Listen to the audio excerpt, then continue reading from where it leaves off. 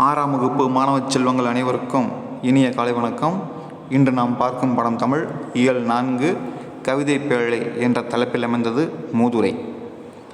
இதனை பார்ப்பதற்கு முன் நூல்வெளியை முதலில் பார்ப்போம். நூல்வெளி. இந்நூலின் ஆசிரியர் ஔவையார். இந்நூலினுடைய ஆசிரியர் ஔவையார். இவர் ஆத்திச்சூடி, கொன்றை வேந்தன், நல்வழி போன்ற நூல்களையும் இயற்றியுள்ளார். ஆத்திச்சூடி, கொன்றை வேந்தன், நல்வழி போன்ற நூல்களையும் இவர் இயற்றியுள்ளார். மூதுரை என்னும் சொல்லுக்கு மூத்தோர் கூறும் அறிவுரை என்பது பொருளாகும்.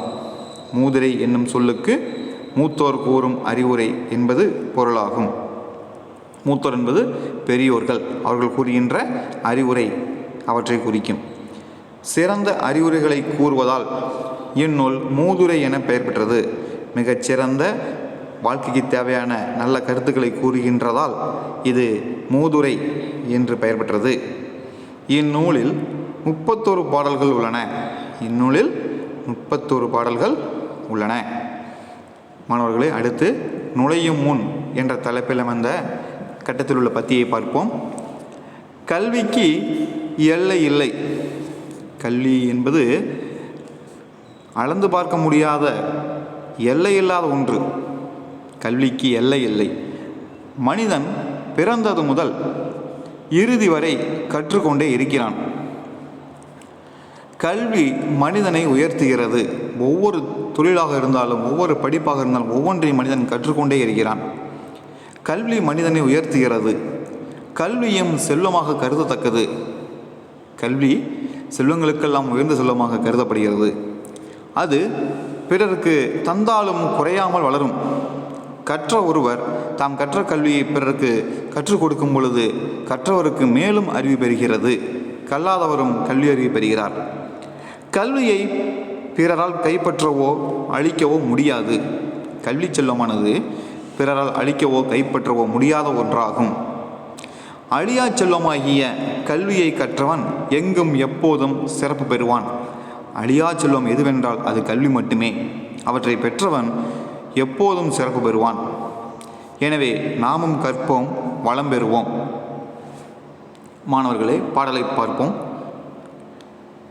மன்னனும் மாசற கற்றோனும் சீர்தூக்கின் மன்னனின் கற்றோர் சிறப்புடையன்.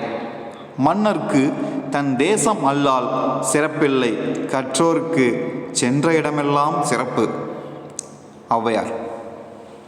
இப்பாடலுடைய கருத்து: மன்னனையும் குற்றம் இல்லாமல் கற்றவரையும் ஒப்பிட்டு ஆராய்ந்து பார்த்தால் மன்னனை விட கற்றவரே சிறந்தவராவர். மன்னனுக்கு தன் நாட்டில் மட்டுமே சிறப்பு. கல்வி கற்றவருக்கு சென்ற இடங்களில் எல்லாம் சிறப்பு என்று கற்றவரின் பெருமைகளாக மூதுரை கூறுகிறது. அதாவது, மன்னனும் மாசற கற்றோனும் சீர்தூக்கின், ஒரு நாட்டினுடைய மன்னனையும் மாசற கற்றோன் அப்படி என்றால் மாசு என்றால் குற்றம், குற்றமில்லாமல் கற்று தேர்ந்தவரையும் சீர்தூக்கின் ஆராய்ந்து பார்த்தால் மன்னனின் கற்றோன் சிறப்புடையான்.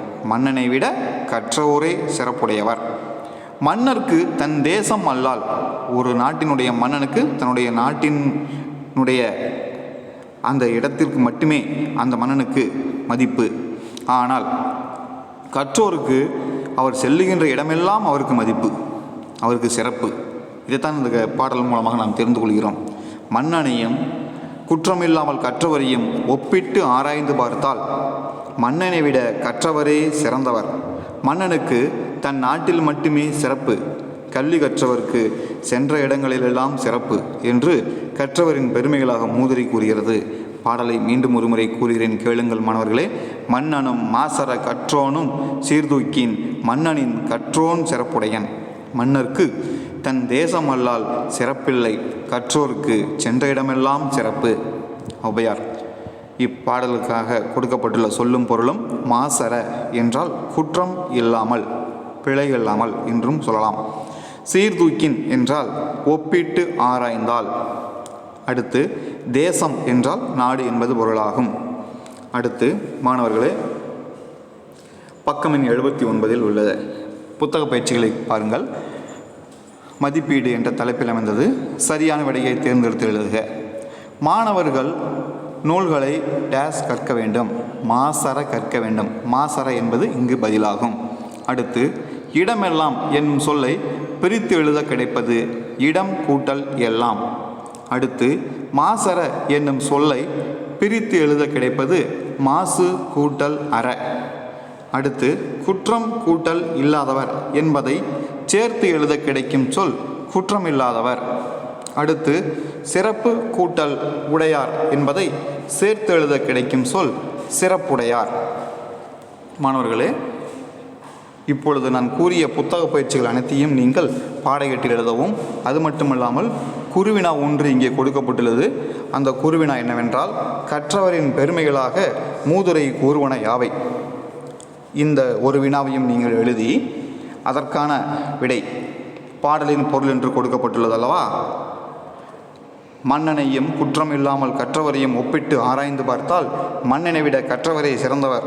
மன்னனுக்கு தன் நாட்டில் மட்டுமே சிறப்பு, கல்வி கற்றவருக்கு சென்ற இடங்களில் எல்லாம் சிறப்பு என்று கற்றவரின் பெருமைகளாக மூதுரை கூறுகிறது என்ற பதிலை இந்த குருவினாவிற்கு நீங்கள் பதிலாக எழுத வேண்டும்.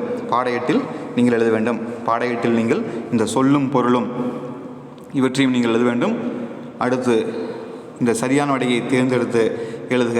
இந்த 5 வினாக்களையும் நீங்கள் எழுத வேண்டும். அடுத்து, குருவினா கற்றவரின் பெருமைகளாக மூதுரை கூறுவினாவை, இந்த ஒரு வினாவையும் நீங்கள் எழுத வேண்டும். இவற்றை எல்லாம் நீங்கள் பாடயேட்டில் எழுதிய பிறகு வீட்டுத் தேர்வாகவும் நீங்கள் எழுதி பார்க்கவும். நன்றி, வணக்கம்.